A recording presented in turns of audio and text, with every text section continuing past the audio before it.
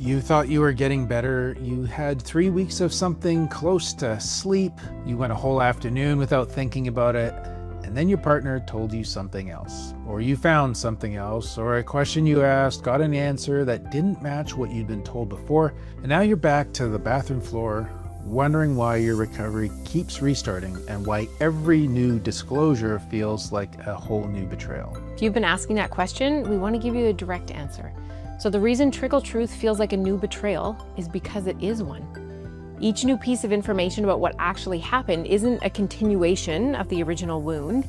It's a new betrayal event, and your body processes it as such. We're going to walk through exactly what's happening in your nervous system when this hits, and why more information doesn't bring the calm it seems like it should, and what complete honesty actually means in this season. So if you feel like you're back to day one, we hear some version of this constantly in our practice. It's like I was making progress and it feels like a complete reset back to day one. It's like the first night again when I found everything out, or even I thought I was past this and I'm not. And almost every time someone says it, they're saying it with some shame attached, like they should be further along, like something is wrong with them for not being further along. So before we explain what's happening, we want to be clear that you're not the only one who experiences this, and you're not failing in your recovery. And here's the part that matters most. Trauma in the body is not time-oriented. Like your calendar knows that the affair was last year, or that the last contact was 6 months ago. Your body does not sort information the way your calendar does. So today's disclosure about last year's activity does not feel like an old story being told. It feels like a betrayal happening right now, because in the body's processing, it is. And there's another layer to this too. Any unresolved trauma from the original D-Day, that original day of discovery, that hasn't yet had a chance to integrate is going to show up alongside the new disclosure as if it's also happening in real time. So you might be processing two betrayals at once, the new piece of information that just arrived and the original wound that was never given the chance to fully resolve. And that's part of why back to day one doesn't just feel like a setback. It feels like a flood or a complete reset. Yeah. And some clinicians call this staggered disclosure. So the clinic reality is simpler. Like the trauma you're responding to isn't the original event. The trauma you're responding to is the present moment, which contains both new evidence of deception and the old wound that's been waiting to be processed. Your nervous system is right. It's like that double hit of both. No wonder it's overwhelming. Yeah. So let's talk about what your body's actually doing in these moments. Because if you've been judging yourself for the racing heart, the inability to eat, the bathroom floor, the way you can't stop scanning for what else might come, this is what's happening underneath that. So your body has a job, and its job is to scan for threat, like to keep you alive. It's not interested in your timeline of recovery. It does not care that the original discovery was 8 months ago. It only cares about whether the situation in front of it right now contains danger. Yep. So when new information arrives that says what you were told before wasn't the full picture, your system reacts to that as a current evidence of current deception. The amygdala, which is like the threat detection center of your brain, doesn't file it as a footnote to an old story. It files it as a present tense threat. As if the betrayal's happening right now. Yeah, you are in danger right now. Yeah. And that's why all the body sensations you may have thought you were past come right back. The racing heart, the shallow breath, the food becoming inedible again. That's not weakness again, and it's not even necessarily regression. That's your body doing exactly what it's built to do. Your safety has been shattered in this relationship context, and the system that exists to detect when safety is at risk is doing its job. So the fact that the same person is involved, the fact that the topic is the same, like none of that registers as we already covered this. It registers as the danger's still here, only now we have more proof. We have more evidence, which means it's worse than we thought. And there's research backing this up that we want to name briefly because it's so important. So a 2020 study in the Journal of Stress and Health by Michelle Lonergan and her colleagues found that between 30 and 60% of people whose romantic partner had betrayed them met criteria for clinically significant symptoms of post-traumatic stress, depression, and anxiety. And one of the things that struck the researchers was what happened when participants were given a trauma framework for what they were experiencing. So they reported feeling clarity and relief because so many of them had been carrying it alone and interpreting their own intensity as evidence that something was wrong with them. Nothing was wrong with them. They were responding to interpersonal betrayal the way the human nervous system responds to interpersonal betrayal. So if you're listening to this and your body has been doing things that you don't understand, things that feel disproportionate to what's happening on the surface of your life right now, this is what's going on. Your body is treating the partial truth as the threat it actually is. And that's what trickle truth trauma looks like from the inside of you. Yeah. Here's where it gets confusing though, for everyone, including the partner who's asking the questions. Like, information doesn't bring the calm that we hope it will. So when a new piece of information lands and your body goes back into full activation, the instinct is to ask more questions. But to pin down, like, our bodies want to know exactly what happened. We're like fact finders. Facts feel safe. So we want to pin down exactly what happened. We want to fill in the gaps. We want to construct a complete picture so you can finally know what you're dealing with. Like, there's a logic to that, right? There is. If incomplete information is the threat, then complete information should be the resolution, except it doesn't work that way. That is such a catch and a burn. Yeah. Super tough. Yeah. Yeah. The detail you're reaching for is not what your nervous system is actually asking for. Yeah, and this is a delicate point. So what the nervous system is actually asking for is safety, is resolution, closing the loop. That felt sense of this is over now and I am not in danger anymore. And detail facts cannot deliver that. You can have every fact in your possession and still not feel safe because safety isn't made of facts. Safety is made of nervous system regulation. And I just want to sort of interject here that sometimes when we talk about this and it gets, I see in our comments people reacting like I should be able to ask all the questions I want to ask. And we are not taking anyone's agency away from doing what you want to do. But we are asking you to reflect on what actually helps the nervous system to regulate and offering a clinical opinion on what helps the nervous system to regulate that's based on a lot of research and a lot of experience. And that is that this pursuit of facts, while it's completely understandable, is not a regulating activity. It doesn't help your nervous system to close the loop. And of course, this gets especially difficult in situations where perhaps your partner was under the influence of alcohol or something like that while they're acting out, or doesn't remember because it was a long time ago. And so you can't ever get all the facts, which is a horrible sort of unfinished kind of place to be in. And so our goal is to help with that unfinished feeling, that unclosed. Is that okay to say? Yeah. Like that? Yeah. So safety isn't made out of facts. Safety is made, it comes from nervous system regulation, and that requires something more than information. It requires a body that's no longer being kept on alert by the steady drip of new betrayal data coming in over time. And here's the conundrum at the heart of it. The person you most need safety from in this season is the same person who shattered your sense of safety. There is no one harder to receive assurance from than the partner whose past behavior is the very thing your system is now trying to protect you against. It's like this push-pull thing. We see this constantly. A betrayed partner doesn't just need safety in the abstract. They need the very person whose unreliability lit up their threat system to become reliable again. Like, that's the conundrum. It's real. There's no clean way around it. No. Which makes it super hard. Yeah. Yeah.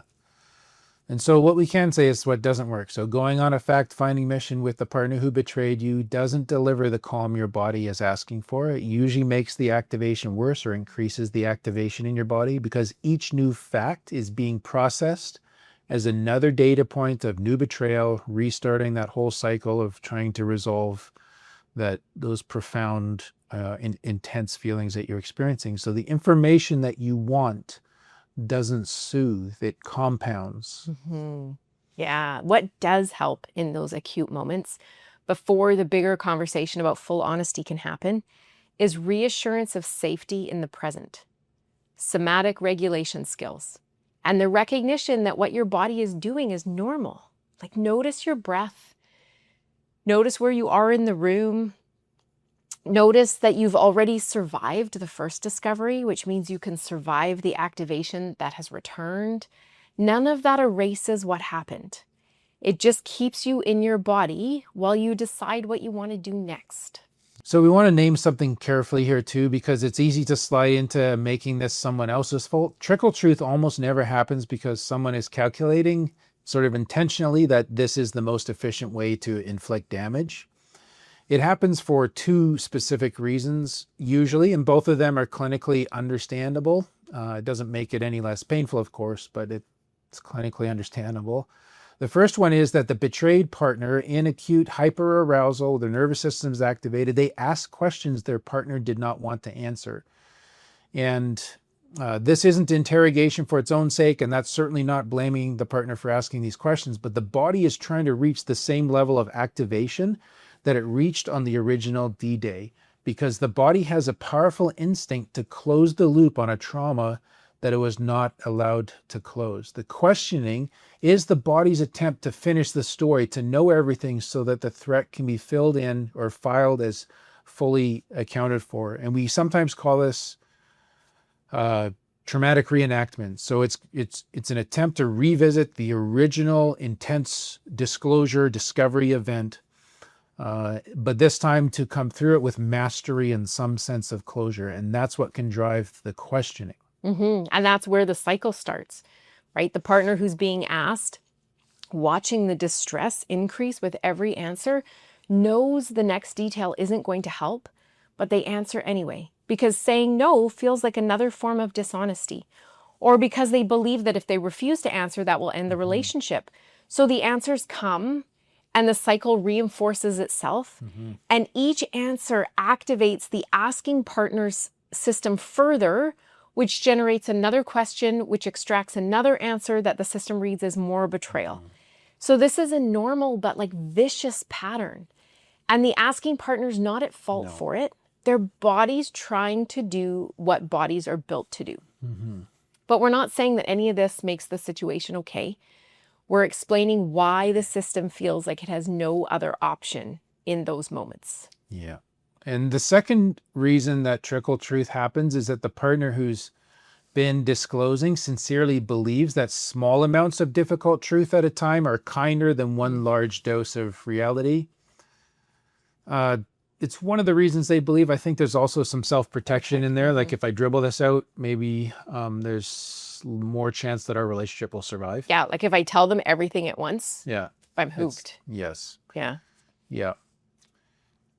They're usually not lying out of deliberate malice, but we'll leave you to interpret that in your situation. But often we just see like they're rationing their honesty out of an attempt to protect their partner, or out of an attempt to protect themselves from watching their partner's face, or that fear of loss, those kinds of things.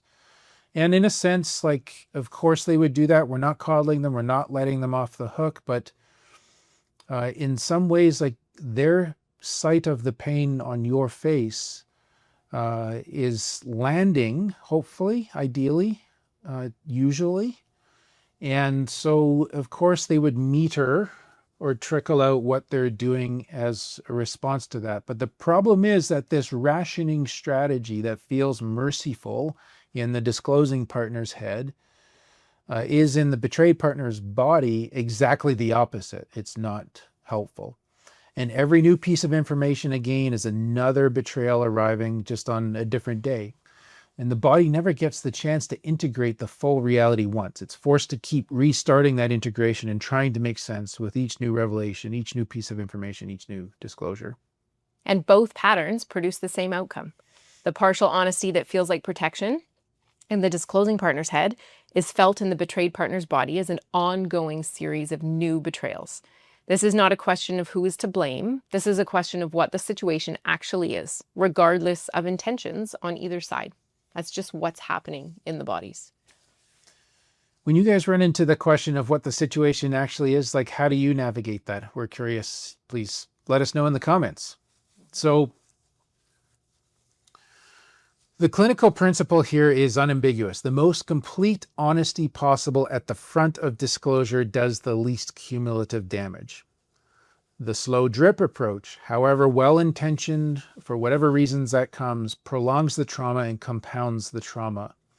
And we do want to be careful here because the language gets confusing. There is a formal clinical protocol called full disclosure that's used specifically in sex addiction recovery, and it involves a structured document prepared with a CSAT trained therapist over weeks or months because of the extent of the acting out behavior and the addict's need to reintegrate their memories and their recollection of timelines and that type of thing. The betrayed partner is clinically in this task is prepared with a betrayal trauma informed therapist to receive that, and there's often a polygraph component to verify completeness.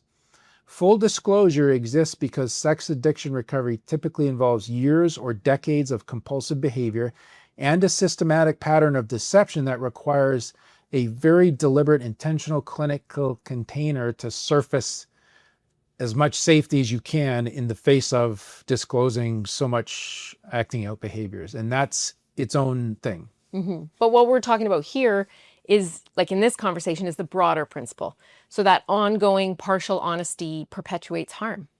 That principle applies whether the betrayal involved a single affair, a longer pattern, or compulsive behavior. Like the two are not the same thing. And we didn't want to use the language that would suggest a betrayed partner needs to wait for a polygraph-supported clinical process before their partner stops drip feeding the truth. Like the drip can stop now. It should stop now. The clinical protocol governs how a complex addiction history is brought to light. The principle governs how truth-telling works in any betrayal recovery. So when we say complete honesty at the outset, we mean what's in fact possible to say honestly today, said today, rather than rationed across the next 18 months. There can be a real relief on the other side of that decision for both partners. It's just on the other side of a hard conversation. So rather than a long series of smaller ones, that's the point here. Mm-hmm. Mm-hmm. Now, I often hear people say like, well, I didn't want to hurt them more. Yeah. That's why they stagger it out. Yeah. And so, yeah, anyways, that's kind of going back to what we've been talking about previously. Mm-hmm. But I get that. They don't want to hurt them more. Mm-hmm. And yet the prolonged, the stagger, your partner knows something else is there that they don't have yet. Yeah. They sense the wall, their gut's telling them it's there. So when it finally comes out, it's like, well, you've just lied to me now all that time. Yes. And it's that much worse. Yeah. Because I still have the hurt and I have all the dishonesty that goes in between. Yeah. Yeah. Yeah, which is even more shattering. Yeah. So complete honesty. So there's a line to kind of draw here because this is the place where most well-intentioned advice goes wrong. Complete honesty does not mean a graphic inventory of every sexual act, of every position, of every text message, every moment in time that occurred. Decades of clinical practice, including the research that informs formal CSAT disclosure process, has shown that this kind of detail typically deepens trauma without restoring trust. There's a foundational 1998 international survey of 164 sex addicts and their partners by Schneider and his colleagues. It found that initial disclosure was most conducive to long-term healing when it included all the major elements of the acting out behavior, but avoided what the researchers called the gory details. And that finding has held up across decades of practice since, and in our experience as well. So then what does complete honesty actually mean?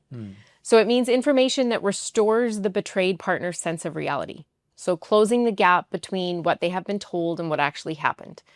Validating what they already sensed when they couldn't get a straight answer. So it's the major facts, the duration, the identity, if known, the financial impact, if any, the level of physical risk, the people who knew. Mm-hmm. These are the elements the nervous system needs in order to file the situation as fully accounted for, rather than like is still deceptive and still wondering. Yeah, and the graphic specifics of what occurred in any given encounter are typically not what the betrayed partner needs. They're what the hyper arousal brain, the hyper aroused brain wants. So it makes sense from that perspective, because the brain is searching for a way to feel like the threat is fully understood. But those specifics will not accomplish that. They'll become intrusive images and thoughts that follow the betrayed partner for years. So there's a useful test in this. The information that closes the gap between perception and reality is the information that helps. But the information that paints scenes in the betrayed partner's mind that they didn't have before is information that wounds without restoring. The first is honesty. The second one is paradoxically a different form of harm, even when the betrayed partner is the one asking for it. Yeah. Drawing this line is hard.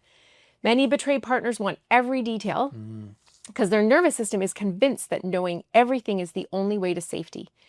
And we're not telling you what to ask for, not what ask for. What we're saying is that the principle of complete honesty doesn't obligate the disclosing partner to deliver content that's more likely to deepen the wound than to close it. There is a way to be fully truthful and clinically wise at the same time. And a therapist who knows this terrain can help you and your partner find it. So if you're the betrayer reading this or listening to us today, we've spent most of this conversation speaking to the betrayed partner because that's primarily who this episode is for. We're just so interested in their care here. But if you're the partner who's been doing the disclosing, we also want to say something to you directly. The reason that ongoing trickle truth is uniquely destructive is what this whole conversation has been describing. Each new piece of information is another betrayal arriving on your partner's body, on their nervous system, restarting the trauma clock. There is no mercy in the slow drip, whatever you may think. Whatever else you have not told your partner, the kindest next step is to stop rationing out the truth and trickling or staggering that disclosure. And to prepare to tell it as completely as you can, ideally with a therapist who can help you do it without making the delivery itself a new harm. But when you do it, like in your best effort, stay with their face when they hear it. Don't flinch from what your behavior cost them. That willingness to face and contain, like hold the space for their grief and their anger and that sense of betrayal is important to the repair of your relationship and is curative to the compulsivity of your own behavior. Yeah. And then here's the deeper task though, and it's the one we want to leave you with. Stopping the behavior is not enough. Like saying you will not do it again is not enough. The work in front of you is to figure out why you did it. Because acts that betray our own values come from somewhere. They come from wounds that were never brought into the light, from coping mechanisms that took on a job they should not have been asked to do, from places in you that have been protecting something that you have not yet looked at. You're not reliably safer until those patterns are seen and named and tended to. So please get yourself into therapy with someone who can help you actually heal those underlying wounds. Not because your partner requires it, although they may, but because the version of you that did this is still inside you. And the only way that version stops driving is if you actually heal what was driving it. Yeah, we've covered a lot in this conversation.